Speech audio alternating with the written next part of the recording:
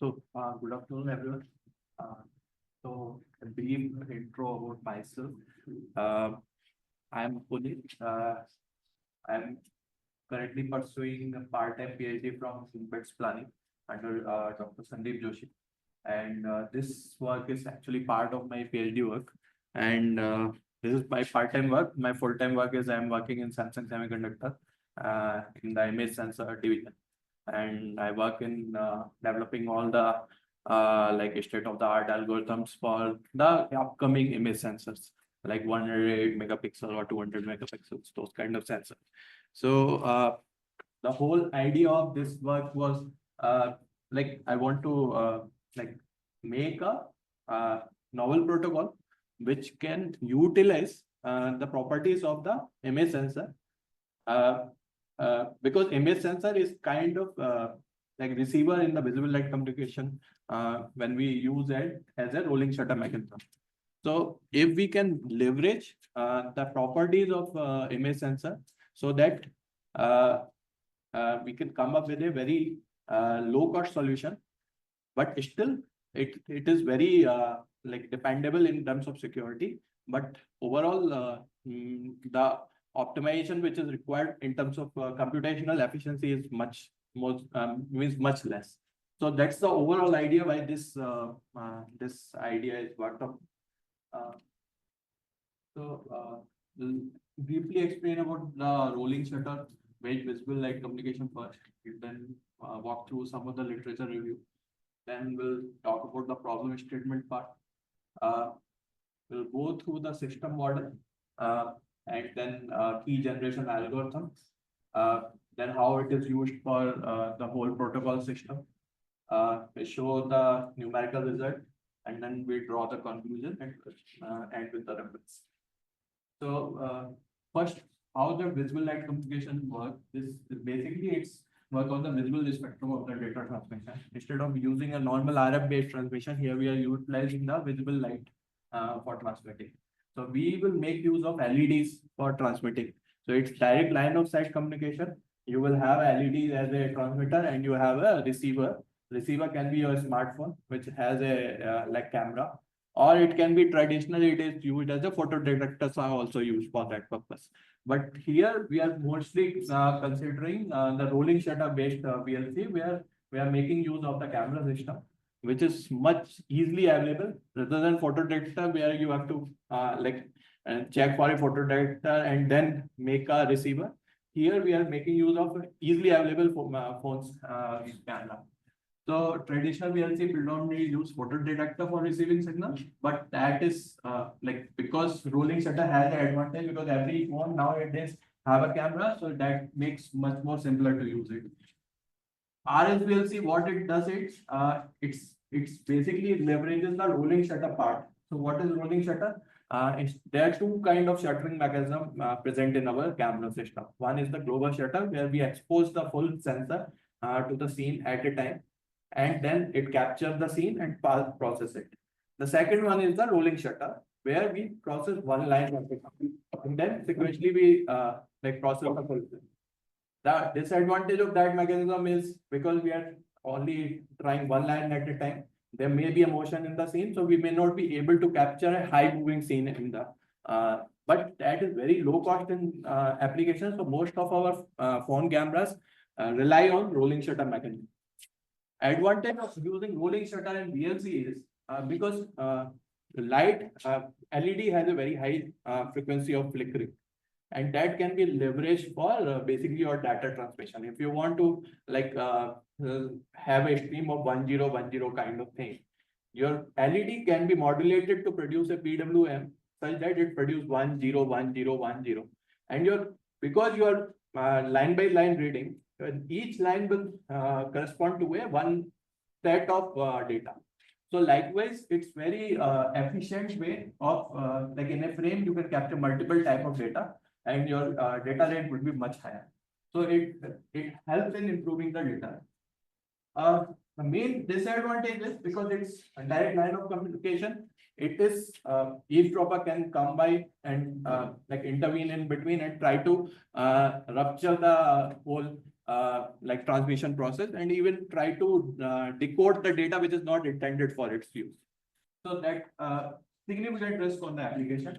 So if we want to have something very low cost solution, because here our receiver is smartphone based, which is battery operated. So we need to have a low cost solution which can which takes minimal power and doesn't affect the overall battery performance. So these are the few security challenges where the RSPLC is like the main security challenge has been discussed. So this introduction to rolling shutter was introduced in 2014 by Jeanette Orr, and security challenges in visible light communication. It's actually discussed all the like major challenges when we have a line of sight communication. What are the different challenges which we face in terms of security? These are discussed in this paper. Then there are many physical layer security protocols also, in which basically they talk about adding some extra noise in the transmission system itself, and that noise will be known to both receiver and the intended receiver and the transmitter. So that noise can be removed while doing the decoding process. But it has also its own limitation, because once your SNR drops to a very low level, adding more noise will actually affect the overall transmission quality. Now, security protocol analysis and optical wireless communication. By this also discuss many of the prominent cases where they are like new protocol has been discussed, but these are mostly from the transmitter side and also from a channel side. So they try to do it at the channel level secure mechanism, or at the transmitter side secure mechanism. But making a fingerprint which is very specific to a receiver is not right until now. So problem statement is open nature of VLC increases the security risk. So ensuring confidentiality and data integrity is critical. So need for a lightweight and efficient cryptographic solution for IoT and mobile device. That's the main agenda of this work. Now, what we have contributed, we have introduced a unique key-based secure transmission protocol. We have leveraged the linear feedback shift registers, which are basically used for generating the pseudo random number, and back pixel mapping of the sensor for cryptographic key generation. So we have utilized these two together to form a fingerprint of a receiver. And so this ensures that dynamic device specific encryption to ensure data security.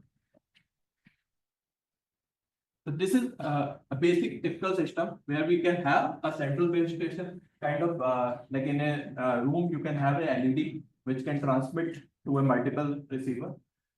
You can also have device to device kind of transmission where you can make use of your like LED which is present at the back of a camera for transmission, and other smartphone can use for basically receiving.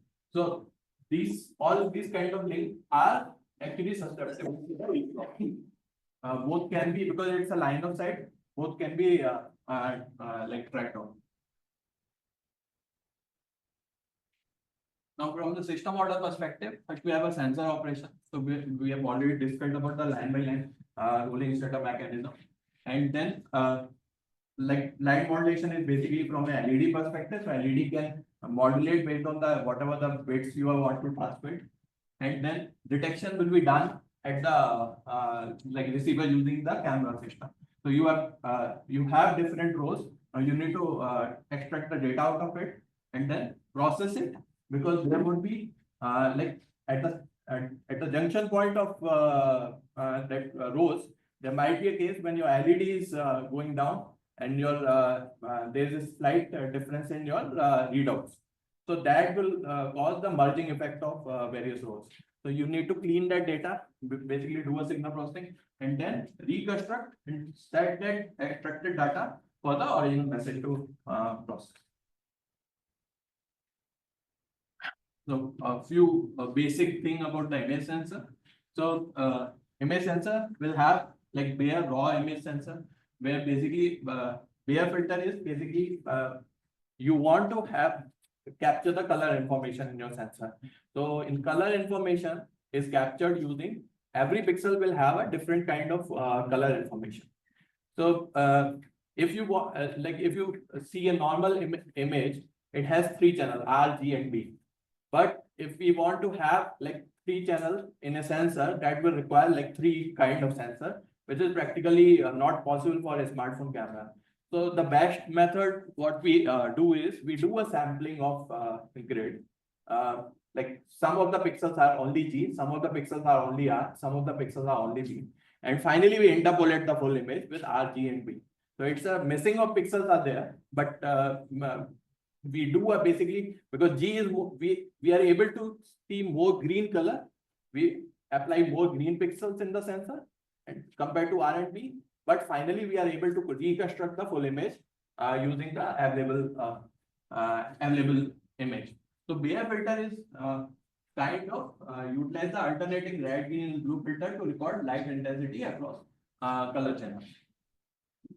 Now, bad pixels. What are bad pixels? So during the manufacturing itself, there may be a defect in the photodiode which is used in the sensor. So also there can be a way these photodiodes are connected to a capacitor. That capacitor can be erroneous.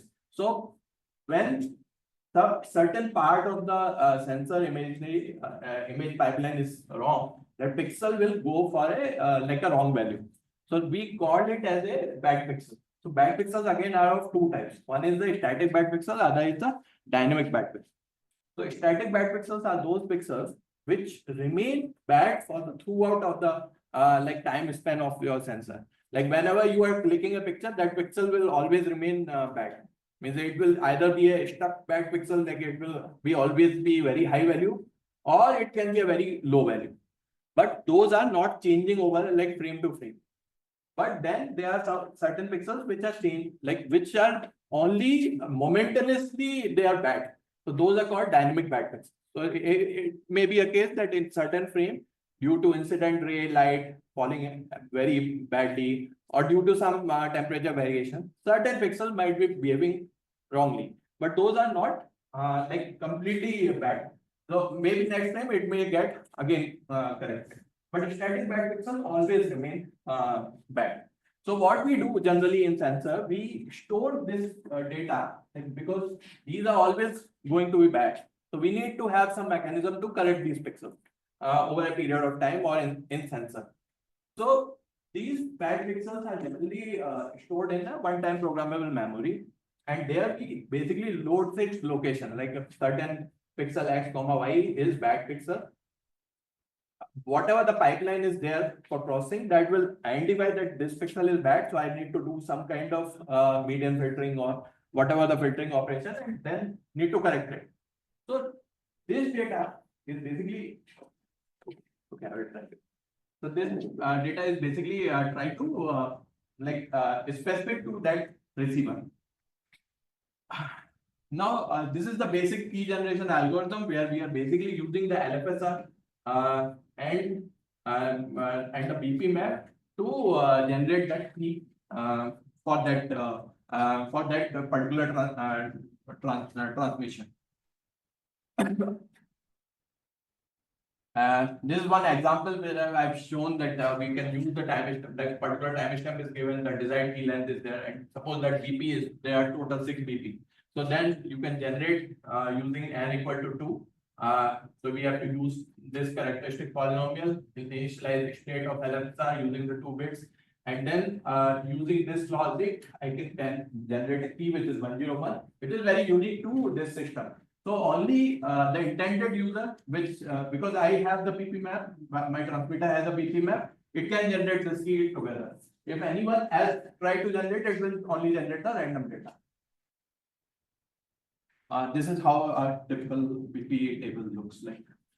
And this is our normal transmission protocol, like where we encrypt, serialize, generate, then transmit and capture the line. So this is a normal transmission where we encryption and decryption is done using the key which is generated. This is how the protocol will look like. First, we have to transmit. The receiver will share the BP table to the central base station. So whoever is registering, this is kind of registration step. And then once you are registered, so you will get a acknowledgement of register. Both receiver and transmitter have the same key generation now. Now, the data request can be sent using the key, which is actually common to both. And then data can be sent across. This is the BER performance curve. So we made like this is for the intended user. This is for the if someone eavesdropper try to try to take that data. It's all noise. It's not able to make anything out of it. We also compare it with secure ports SK protocol, which is also a low cost protocol. But the BER performance of our proposed method is better than this SKA method because it requires much more control of the key. This I have shown one image using this is our proposed method and this is the SFSK. So at the same SNR, this is much clear picture compared to SFSK. So conclusion, leveraging rolling shutter image sensor for linear for unique key generation, enhance security, key highlights, mitigate security vulnerability of traditional VLC system. Future direction, performance evaluation in dynamic environment with light interference and motion. That is one thing. And enhancements such as adaptive error correction and advanced light modulation techniques to improve robustness. This is our references.